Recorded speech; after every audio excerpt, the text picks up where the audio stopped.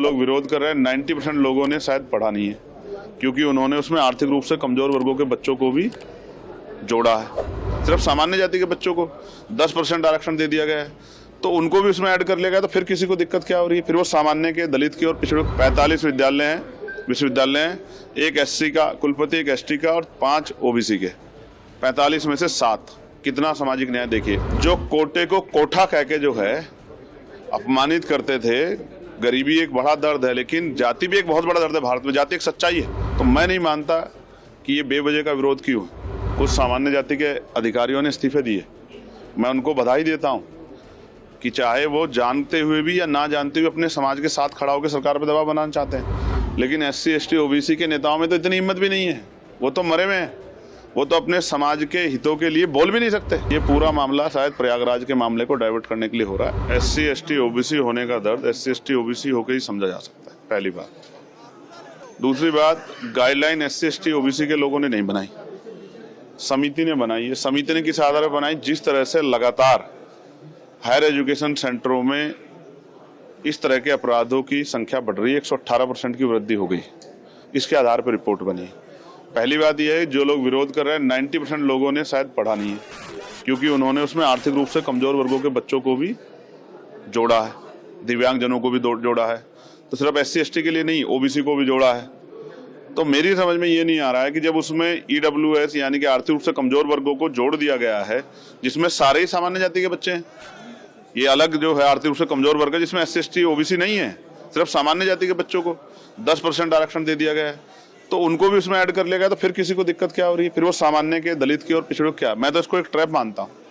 मैं मानता हूँ कि जैसे एससी एसटी 2 अप्रैल 2018 में जो है आंदोलन के बाद उसको जो है मजबूत करने के बाद सरकार ने की, लेकिन आज भी लगातार 7 साल से कम जो मुकदमे हैं, 7 साल से कम जिनमें सजा है, उन पे वो गिरफ्तारी नहीं करती पुलिस। तो इम्प्लीमेंटेशन सबसे इंपॉर्टेंट होता है, तो सरकार इम्प्लीमेंट तो करा नहीं पा रही। मैं आपको उदाहरण बताता हूँ, बच्चों की बात कर रहे हैं, प्रोफेसर, असिस्टेंट प्रोफेसर, एसोसिएट प्रोफेसरों के हाल पूछे आप जाके यूनिवर्सिटियों में। आप कोई पीएसयू उठा लीजिए जहाँ रोस्टर फुलफिल हो रहा हो, जहाँ प्रमोशन दिया जा रहा हो, आपको डीओपीटी गाइडलाइन फुलफिल हो रही है 45 दिन वाली, उसे भी छोड़िए। आप कोई सी सरकारी डिपार्टमेंट उठा लीजिए। अब मैं आपको इसी की बात करता हूँ, केंद्रीय विश्वविद्यालयों में सामाजिक न्याय सरकार का सुनिए, 45 विश्वविद्यालय हैं, एक एससी का कुलपति, एक एसटी का और 5 ओबीसी के। 45 में से 7। कितना सामाजिक न्याय देखिए। उससे आगे बढ़िए, ओबीसी के 80% पद खाली है, एसटी के 83% पद खाली है और एससी के 64% पद खाली है। आप बताइए कौन सा सामाजिक न्याय सरकार कर रही है?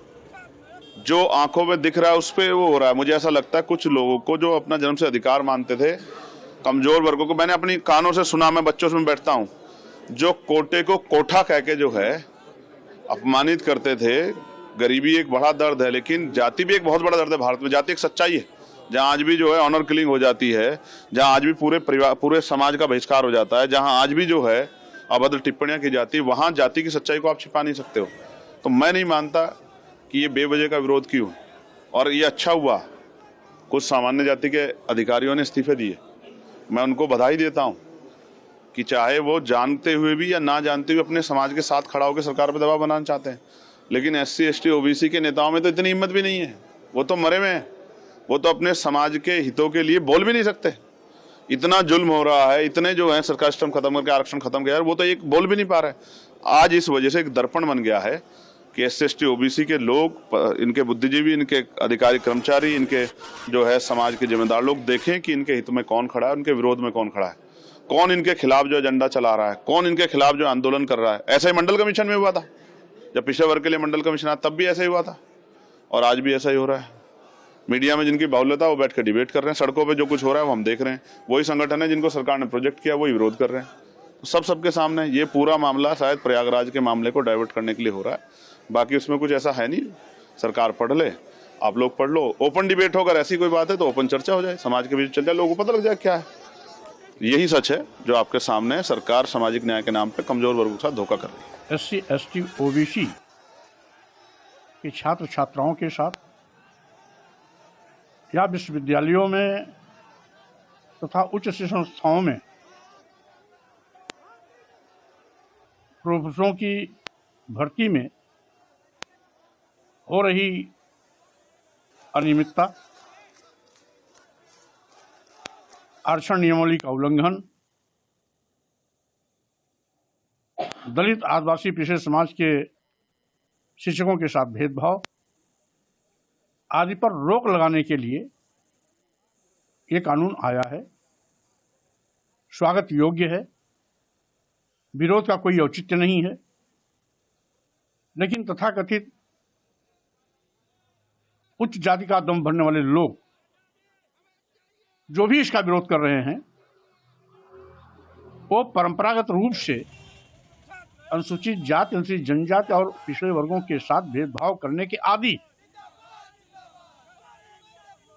उनको पीड़ा हो रही है कि हम मनचाहा उत्पीड़न नहीं कर पाएंगे, शोषण नहीं कर पाएंगे। इनके साथ जाति आधार पर जो मारपिटाई के साथ साथ अन्य सामाजिक उत्पीड़नात्मक कार्रवाई होती है, उस पर कहीं न कहीं रोक लग जाएगा, इसलिए उनके अंदर छटपटाहट है। जबकि यही सवर्ण जात के लोग जब चुनाव आता है तो एससी, एसटी, ओबीसी का वोट लेने के लिए इनके मुंह में लात टपकती है और इसी एससी, एसटी, ओबीसी के लोगों को हिंदू कह करके वोट लेने की खुशामद करते हैं। यही नहीं, जब कभी हिंदू राष्ट्र की बात करेंगे, हिंदू धर्म की बात करेंगे, मंदिर की बात करेंगे, तो एससी, एसटी, ओबीसी से कहेंगे कि जात पात से तोड़ो नाता है, हिंदू हिंदू भाई भाई। मैं पूछना चाहता हूं, क्या एससी, एसटी, ओबीसी के लोग हिंदू हैं कि नहीं? अगर हिंदू हैं तो इसका विरोध क्यों?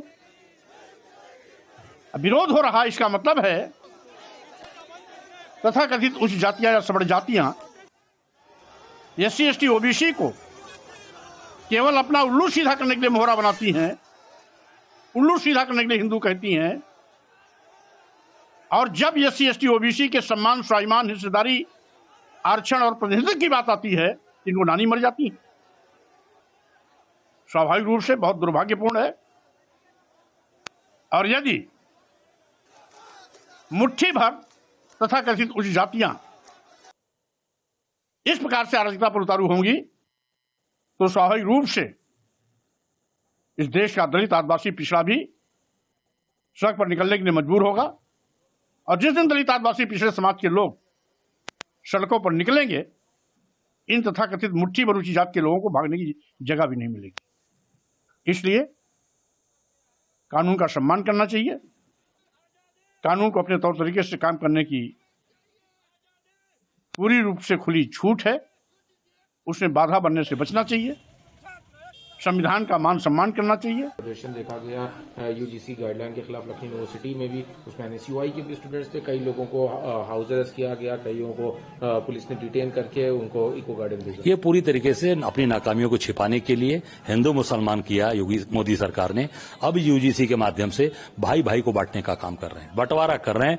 मैं समझता हूं कि निश्चित तौर से अब ये जाने वाले हैं, क्योंकि अब अपने आखिरी चरण पे आ गए, अब कुछ नहीं बचा। अपनी नाकामियों को छिपाने के लिए अपने गुजरात के बड़े व्यापारियों को, सारा धंधा कौन कर रहा है? गुजरात के बड़े व्यापारी। सब जेपी गौड़ का पूरा प्रॉपर्टी कौन खरीदा? पूरी तरीके से गौतम अडानी ने लिया। पूरी सहारा का किसने खरीदा? गौतम अडानी ने लिया। पूरे सीएमएस स्कूल किसने लिया? गौतम अडानी ने लिया। ये सारा चीज क्योंकि सत्ता में बने रहेंगे, सत्ता से जाएंगे तो सब जेल जाएंगे। इस नाते किसी भी तरीके से सत्ता में बने रहें तो हिंदू मुसलमान लड़ाओ, फिर हिंदू में भी अगड़ा पिछड़ा करके बांटो, राज करो और हमारे देश की जनता को, प्रदेश की जनता को आपस में लड़ाओ, भाई भाई को लड़ाओ। कांग्रेस ये नहीं होने देगी। कांग्रेस के लिए सब एकजुट हैं, पूरा देश हमारा एक साथ है और सब लोग एक साथ मिलकर भारत माता की जय बोलते हैं।